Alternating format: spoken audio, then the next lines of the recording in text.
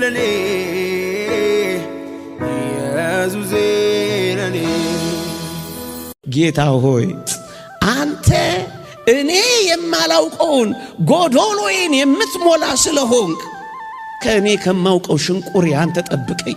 እኔ ሽንቁሬን ለመድፈን ስሞክር አንተ ለካ ታላቁን ገደሌን ነው የምትሞላልኝ እና እጠብቅሃለሁ እንበለው። እኔ ከማላውቀው ጎዶሎዬ እግዚአብሔር የሚያውቀው ጎዶሎዬ ይበዛል።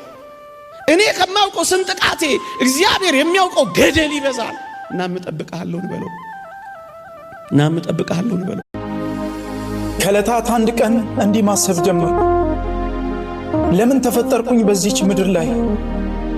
ለምንስ ተወለድኩ በዚች ዓለም ላይ? ግራ ጋብቶኛል የዚች ምድር ጣም። ታስቤበት ወይስ ማንም ሳይፈልገኝ መጣው ባጋጣሚ? ማንስ ፈልጎኝ ነው እዚህ የመጣሁት? ለማን ዓላማ ነው እዚህ የተገኘሁት? የሚሉ ጥያቄዎች ውስጤን እያወቁት እጅግ በርትቶብኝ ነፍሴን አስጨነቁት። ታዲያ መፍትሄ ፍለጋ ቃሉን ሳገላብጥ የሚያስደንቅ እውነት ነው ባይኖቼ ያየሁት።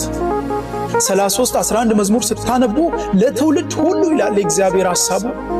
እጅግ ደስ አለኝ፣ እኔም ተስማምቼ ተቀብዬዋለሁ።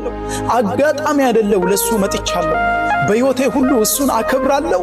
በእኔ ማንነት ላይ ወደድክም ጠላህም ኢየሱስ ጌታ።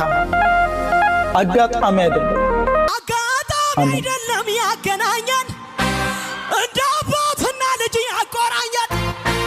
ስለኔ ያሰብከው ያኔ ድሮ ዛሬ ተፈጸመ ዘመን ቆጥሮ። በፍቅር ይዘኸኛል በውዴታ እኔም ላመስግን በእልልታ